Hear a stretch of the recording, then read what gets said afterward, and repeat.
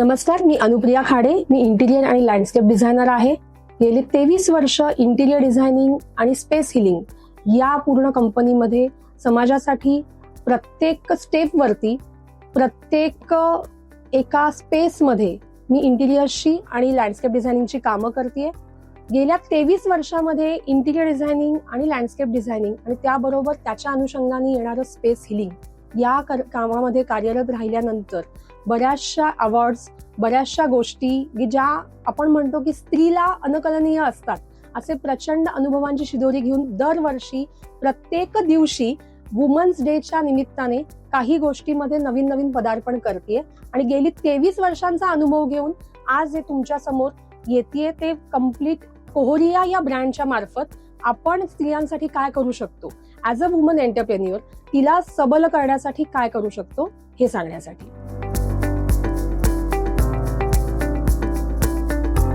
खरं तर AI म्हणजे आर्टिफिशियल इंटेलिजन्स. AI म्हणजे एक रोबोट आहे, तो माणूस नाही. त्यामुळे त्याला भावना नाहीत, त्याला इमोशन्स नाहीत आणि तो तुम्हाला गाईड करू शकतो, पण तो तुम्हाला कंट्रोल करू शकत नाही. ही गोष्ट लक्षात घेणं फार गरजेचं असतं. एखाद्या व्यावसायिकाला जेव्हा अपग्रेड करायचं असतं तेव्हा आधुनिक तंत्रज्ञानाची ही आवश्यकता पावलोपावली भासत असते. आणि या आधुनिक आवश्यकतेसाठीच आत्ताचं जे डिजिटल वर्ल्ड आहे त्यातलाच एक घटक म्हणजे AI आहे.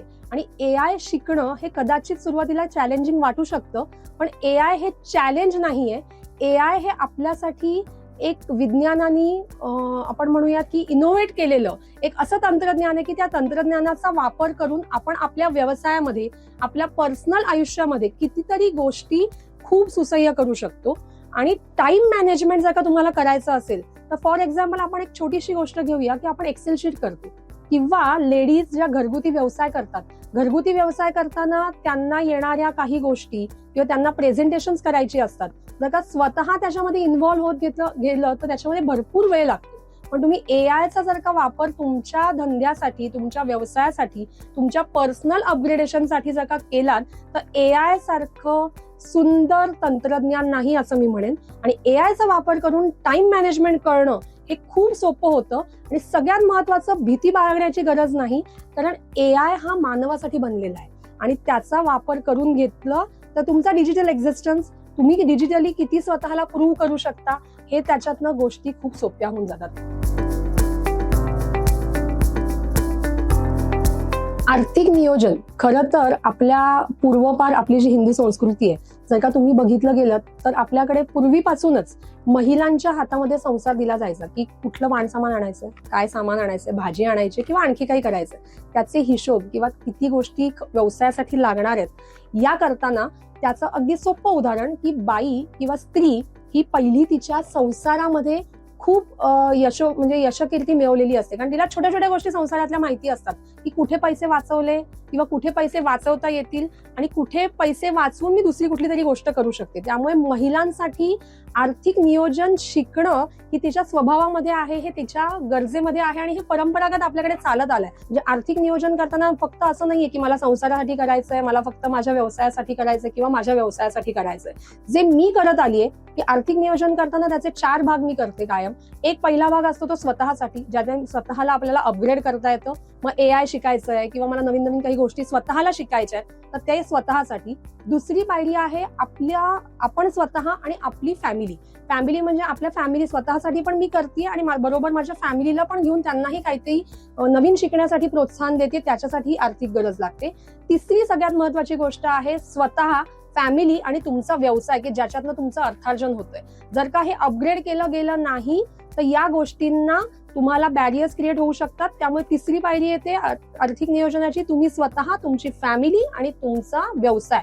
आणि सगळ्यात महत्वाचं म्हणजे चौथा त्याच्यातला घटक आहे, ह्या 3 बरोबर म्हणजे तुम्ही स्वतः, तुमचा व्यवसाय, याच्याबरोबर सोसायटी, ज्या सोसायटीमध्ये आपण राहतो त्या सोसायटीचंही आपण देणं लागतो. जनता बँक तर प्रत्येक वेळेस पावलोपावली विमेन एंटरप्रेन्युअरला मदत करण्यासाठी पुढे सरसावत असते. कोविडमध्ये याचा स्वतः मी अनुभव घेतलेला आहे की महिलांसाठी, महिला उद्योजकांना प्रोत्साहन मिळावं म्हणून बँकेने काही स्कीम्स दिलेल्या होत्या की ज्याच्यामध्ये मॉर्गेज न करता महिलांना त्यांचा स्वतःचा स्वतंत्र व्यवसाय चालू करण्यासाठी फक्त केवळ 2 तुम्हाला गॅरंटर देऊन तुम्ही 5 लाखापर्यंत बँकेकडनं भांडवल घेऊन तुमचा स्वतः व्यवसाय करू शकत होता. मी स्वतः त्याचे लाभार्थी आहे आणि जनता बँकेचं हे सहकार्य माझ्या यशामध्ये माइलस्टोन ठरलेलं आहे. फक्त तुम्हाला तुमचं आर्थिक नियोजन पेपरवरती मांडता आलं पाहिजे आणि त्याच्यासाठी AI पण तितकंच गरजेचं.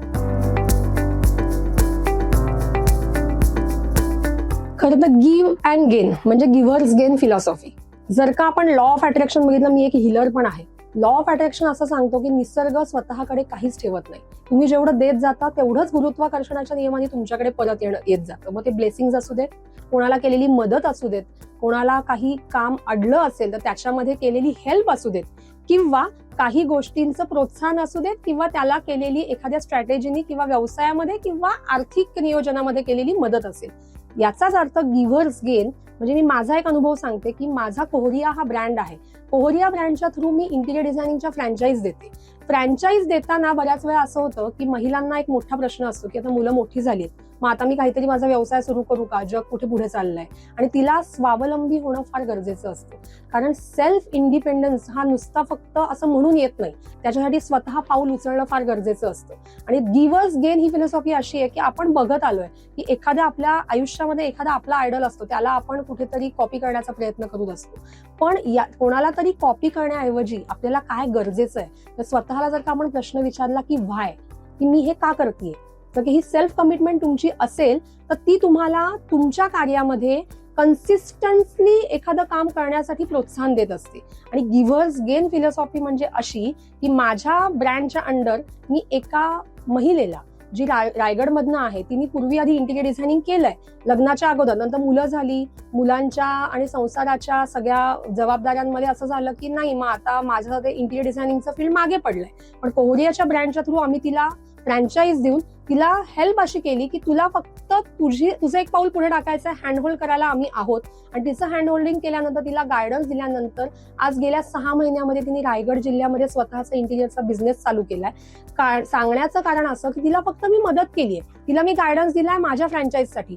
पण गिव्हर्स गेन ते मला कसं परत मिळालंय, तर तिचा आयडॉल म्हणजे रायगडमध्ये तिला बघून कितीतरी महिला उद्योजिका आमच्याकडे कनेक्ट झाल्या की मॅडम आम्हालाही स्वतःचं काहीतरी चालू करायचं. मग तुम्ही इंटिरियर डिझायनिंगचं हिचं तर स्वतःचं शिक्षण त्याच्यामध्ये होतं, पण तुमचं शिक्षण जरी नसेल तरी एज्युकेशन इन्स्टिट्यूटच्या माध्यमातून, सपोर्टच्या माध्यमातून आपण हे देत जातो. आणि आपण जेवढं देतो त्याच्यातनं असंख्य गोष्टी आपल्याला परत मिळत जातात. आणि सगळ्यात महत्वाचं आहे ते समाधान. माझा व्यवसाय चालू करून कमीत कमी 23 वर्ष झाली. जनता बँकेची साथ अशी, जेव्हा मी व्यवसाय चालू केला, माझा व्यवसायच असा आहे इंटिरियर डिझायनिंगचा की जिथे सर्व्हिस इंडस्ट्री आहे. सर्व्हिस इंडस्ट्री म्हणजे आमच्याकडे कुठलं प्रोडक्ट नाहीये की हे प्रोडक्ट मी विकते आणि मला पैसे मिळतात, असं ट्रान्झॅक्शन नसतं. एखादा प्रोजेक्ट मिळाल्यानंतर कमीत कमी 2 ते 3 महिने ते प्रोजेक्ट चालतं. त्याच्यामध्ये भरपूर फिनान्शियल इन्व्हेस्टमेंट असते, बरेचसे लेबर इन्व्हेस्टमेंट असते. आणि या सिच्युएशनमध्ये मी माझा एक अनुभव जनता बँकेचा असा सांगेन की कोविडमध्ये जेव्हा असं एक शाशंका होती की धंदा चालेल किंवा नाही, किंवा आपण असं म्हणू शकतो की धंदा जो एक्झिस्टिंग आत्ता खूप छान चालतोय तो पुढे कोविडच्या काळामध्ये त्याचं शेवटी काय होणार आहे असं प्रश्नचिन्ह असताना, जनता बँकेनी मला म्हणजे एका प्रोत्साहन म्हणून आपण म्हणूयात, एका महिलेला म्हणजे ऍज अ विमेन एंटरप्रेन्युअर आणि as a part of Janata bank, त्याच्यामध्ये जनता बँकेने जे मला सहकार्य केलं होतं ते स्वतः मी असा अनुभव घेतलाय की जनता बँकेने मला खूप हेल्प केली आहे. कारण जे आपण कष्ट घेतो ना त्याची पोचपावती ती असते की जेव्हा बँकेने तुम्हाला विश्वास दाखवून एखादं आर्थिक सहाय्य केलेलं असतं आणि वेळेमध्ये तुम्ही त्याचं रिफंड करून पूर्तता पण करता, ती पोचपावती असते. पण त्याच्यासाठी तुमची स्वतःची कमिटमेंट, तुम्ही ते का करताय, कशासाठी करताय, हे स्वतःला प्रश्न विचारणं फार गरजेचं असतं. मग त्याच्यातनंच हाऊ टू डू इट याची उत्तरं तुम्हाला मिळत जातात. उद्योजिका होणं सोपं आहे का, तर मी म्हणेन सोपं आहे. एक इंग्लिशमध्ये कन्सेप्ट आहे की बिझनेस म्हणजे बिझनेसमन किंवा बिझनेस वुमन आणि एंटरप्रेन्युअर ह्याच्यामध्ये फरक आहे. का, तर बिझनेस वुमन ती असते की जी स्वतः सगळं काम करत असते. पण एंटरप्रेन्युअर तो असतो की जो कामं डेलिगेट करतो. कारण एक लक्षात घ्या, एखाद्या डिजिटल वर्ल्डमध्ये जर का मी आज म्हटलं की सगळं मीच करेन, तर शक्य आहे का, मला नाही शक्य. मी एकटी कुठे कुठे धावपळ करणार आहे. त्यामुळे त्यावेळेस सिस्टीम आणि सपोर्ट फार गरजेचा असतो.